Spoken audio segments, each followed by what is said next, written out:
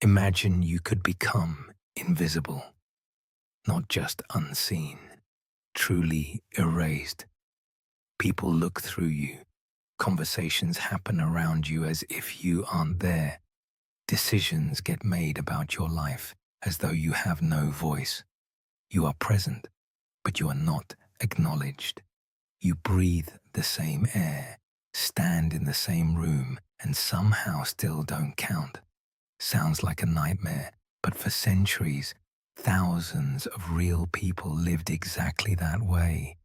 And the place it happened most completely, most deliberately, was at the heart of the most powerful empire on earth. And if stories like this are your thing, subscribe to Zedd Talks. We find a new one every week. The Ottoman Empire at its peak controlled 3 continents, 60 million people, the crossroads of the known world. At its center was the Topkapi Palace in Istanbul, a vast labyrinth of courtyards, marble halls, and hidden passageways. The Sultan lived here surrounded by thousands of attendants, and at the very core of this palace moved a group of men who officially did not exist. They were called the Harem Eunuchs, castrated men, mostly enslaved, taken from their homes in Africa and Eastern Europe, made into something the empire considered a third category of human. Not quite male, not quite female, not quite a person. They wore distinctive robes. They carried enormous responsibility. They controlled access to the Sultan himself. At the height of Ottoman power, the chief black eunuch, the Kisla Aga, was arguably the third most powerful person in the empire. He managed the Sultan's household.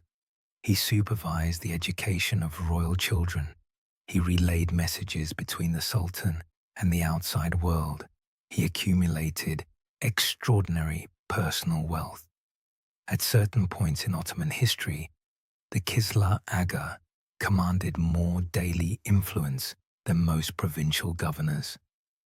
Power on paper was real, but the invisibility was just as real, and it ate at everything else. Here is what invisibility actually looked like in practice. A eunuch could not initiate a conversation with a free man without permission. He could not be named in official histories. He existed in records as a function, not a person. When he died, his possessions were seized by the state. His story went unrecorded, his name erased. He was a mechanism, a lock on a door, essential enough to maintain, but not human enough to mourn. Centuries of lives reduced to margin notes, if they made it into the record at all. The young men who became eunuchs rarely chose it. Most were taken as children, enslaved during raids or purchased at markets in Egypt and Sudan, then castrated, often in brutal, high-mortality procedures carried out in remote locations, before being shipped to Istanbul.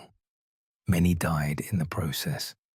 Those who survived were given new names, new identities, and one instruction: disappear into the walls. Forget who you were.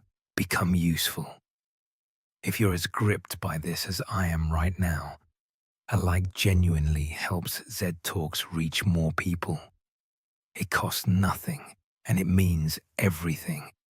The psychological toll of designed invisibility was enormous. Modern historians describe a consistent pattern in the few surviving accounts, a performance of non-existence. The eunuchs learned not to make eye contact with guests, not to speak unless spoken to, not to let their footsteps be heard on marble floors. They trained themselves to be present and absent at the same time, which is one of the most psychologically destructive things you can ask a human being to do. Because here is the paradox. They saw everything.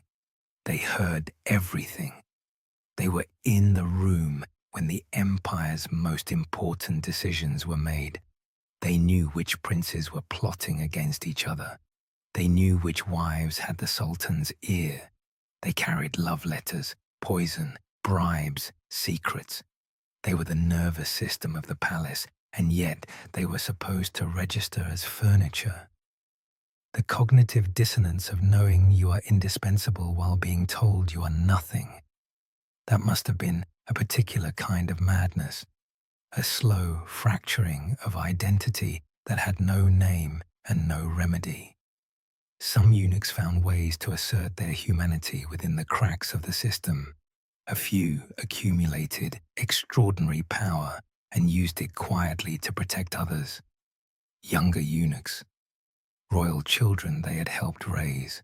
There are records of eunuchs who funded mosques and established charities, men of generosity and standing in Istanbul's wider community, men who built something lasting with the narrow space the empire allowed them.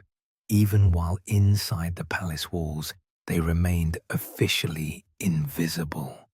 Others broke under the weight of it. Accounts describe eunuchs who, after decades of service, grew increasingly volatile. Small explosions of rage at perceived slights, desperate attempts to be seen, to be acknowledged, to be treated as a person with an interior life. The empire had a system for handling that too. Removal, demotion, exile to Egypt, where old eunuchs were sent to live out their days in administrative purgatory, out of sight, out of record, gone. If this one stayed with you, and I think it will, subscribe to Zedd Talks. More stories like this one are waiting. Real history, real people, the kind that makes you stop and think. So what does the Ottoman palace eunuch tell us about invisibility? It tells us that invisibility is not a superpower. It is a punishment. The fantasy of it, the child's dream of walking unseen through the world, collapses the moment you actually live it. Because what we want when we imagine invisibility is not to be unseen. What we want is to see without consequence. But in the Ottoman palace, the eunuchs had no choice. They were made invisible so that others could feel more comfortable, more powerful, more free. Their erasure was somebody else's convenience. And that, in the end, is the darkest truth this story leaves behind. The people most often made invisible are not made that way by accident. They are made that way on purpose, by people who benefit from not having to look.